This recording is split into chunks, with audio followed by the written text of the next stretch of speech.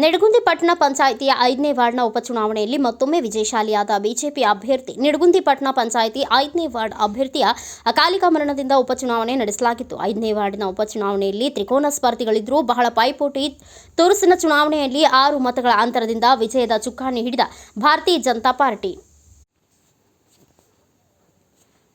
ನಿಡಗುಂದಿ ಪಟ್ಟಣದ 5ನೇ ವಾರ್ಡ್ನ ಬಿಜೆಪಿ ಭದ್ರಕೋಟೆ ಮತ್ತೊಮ್ಮೆ ಬಿಜೆಪಿ ಅಭ್ಯರ್ಥಿಯಾಗಿ ಈರಣ್ಣ ಗೋನಾಳ ಆಯ್ಕೆಯಾಗಿದ್ದಾರೆ. ಪಟಾಕಿ ಸಿಡಿಸಿ ಸಿಹಿ ಹಂಚುವುದರ ಜೊತೆ ವಿಜಯೋತ್ಸವವನ್ನು ಆಚರಿಸಿದರು.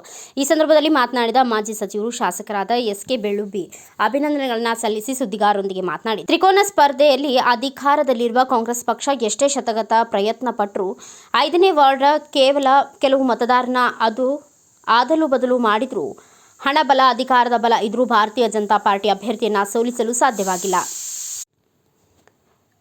ಕರ್ನಾಟಕ ರಾಜ್ಯದಲ್ಲಿ ಗ್ಯಾರಂಟಿ ಯೋಜನೆಗಳು 2 ವರ್ಷದಲ್ಲಿ ವಿಫಲವಾಗಿದೆ. ಮಹಿಳೆಯರಿಗೆ, ಹಿರಿಯ ನಾಗರಿಕರಿಗೆ, ವಿದ್ಯಾರ್ಥಿಗಳಿಗೆ ಬಸ್ಸಿನ ಸೌಕರ್ಯ ಸರಿಯಾಗಿ ಸಿಗುತ್ತಿಲ್ಲ. ನಾಡಿನ ಜನರು ಗ್ಯಾರಂಟಿ ಯೋಜನೆ ಬಗ್ಗೆ ಹಿಡಿಶಾಪ ಹಾಕುತ್ತಿದ್ದಾರೆ. ಮುಂಬರುವ ವಿಧಾನಸಭಾ ಚುನಾವಣೆಯಲ್ಲಿ ನಮ್ಮ ಭಾರತೀಯ ಜನತಾ ಪಾರ್ಟಿ ಸರಿಸುಮಾರು 150 ಅಭ್ಯರ್ಥಿಗಳಿಂದ ಆಯ್ಕೆಯಾಗಿ ಬಹುಮತ ಸಾಧಿಸಲಿದೆ ಎಂದು ಹೇಳಿದರು.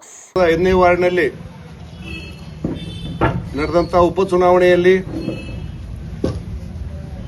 ಈ ದಿವಸ ಫಲಿತಾಂಶ ಬಂದಿದ್ದು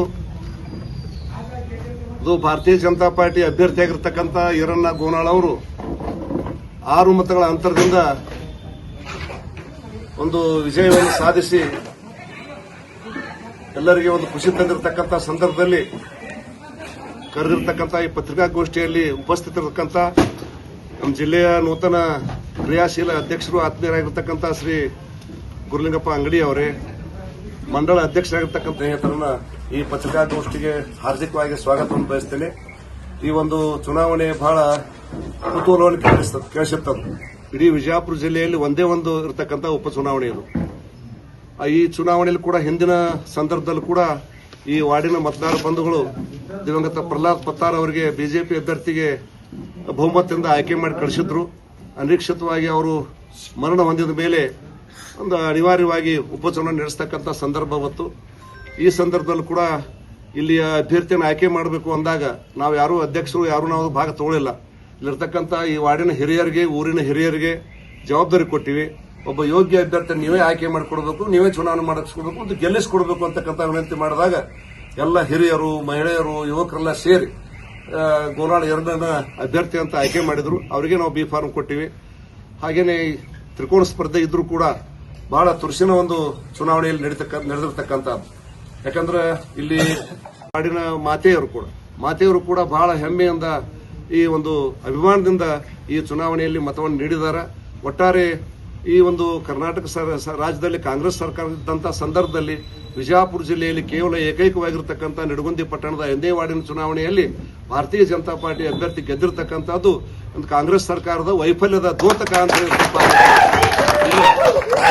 2 ವರ್ಷದಲ್ಲಿ ಕಾಂಗ್ರೆಸ್ ಸರ್ಕಾರ ಎಲ್ಲ ರಂಗದ ವಿಫಲ ಆಗೈತೆ. ಅವರು ಏನೋ ಗ್ಯಾರಂಟಿ ಕೊಟ್ಟೆ ಒಂದು ಗ್ಯಾರಂಟಿ ತಗೊಂಡು ಹೆಣ್ಮಕ್ಳು ಬೇಕತ್ತಾರೆ, ಬೀಳಕತ್ತಾರೆ. ಅವ್ರು ಬಸ್ನಾಗ ಕುಂದ್ರಾಕ್ ಜಾಗಿಲ್ಲ. ಕೊಟ್ಟಿದ್ದು ಒಳ್ಳೇದು, ಆದ್ರೆ ಅದಕ್ಕೆ ತಕ್ಕಂತೆ ವ್ಯವಸ್ಥೆನೂ ಮಾಡ್ಬೇಕಲ್ಲ.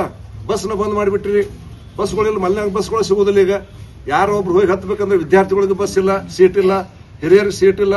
ಇಂಥ ಒಂದು ದಯನೀಯ ಸ್ಥಿತಿಯಲ್ಲಿ ಬಂದ ಇವತ್ತು ಅದು ಗ್ಯಾರಂಟಿ ಕೊಟ್ಟು ಏನೋ ಮೋಡಿ ಮಾಡಿ ಹೋದ್ ಸಾರಿ ನೀವು 136 ಸೀಟ್ ತಗೊಂಡ್ಬಂದ್ರಿ.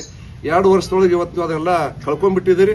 ಇವತ್ತೇನಾದ್ರೂ ಕರ್ನಾಟಕ ವಿಧಾನಸಭೆ ಚುನಾವಣೆ ಆತಂದ್ರೆ ಭಾರತೀಯ ಜನತಾ ಪಾರ್ಟಿ ಕನಿಷ್ಠ 150 ಸೀಟ್ಗಳನ್ನ ವಿಜಯಪುರ ಜಿಲ್ಲೆಯ ಬಿಜೆಪಿ ನೂತನ ಅಧ್ಯಕ್ಷರಾದ ಗುರುಲಿಂಗಪ್ಪ ಅಂಗಡಿ, ಮಂಡಳ ಅಧ್ಯಕ್ಷರಾದ ಸಿದ್ದರಾಮಪ್ಪ ಕಾಕಂಡಕಿ, ಮಂಜುನಾಥ್, ಶಿವಾನಂದ ಔಟಿ, ಬಾಬು ಮುಚ್ಚಂಡಿ, ಸಂಗಮೇಶ್ ಗುಗಿಹಾಳ್, ಪಟ್ಟಣ ಪಂಚಾಯಿತಿ ಬಿಜೆಪಿ ಸದಸ್ಯರು, ಯುವ ಮುಖಂಡರು, ಗುರು ಹಿರಿಯರು, ಮಹಿಳೆಯರು ಉಪಸ್ಥಿತರಿದ್ದರು.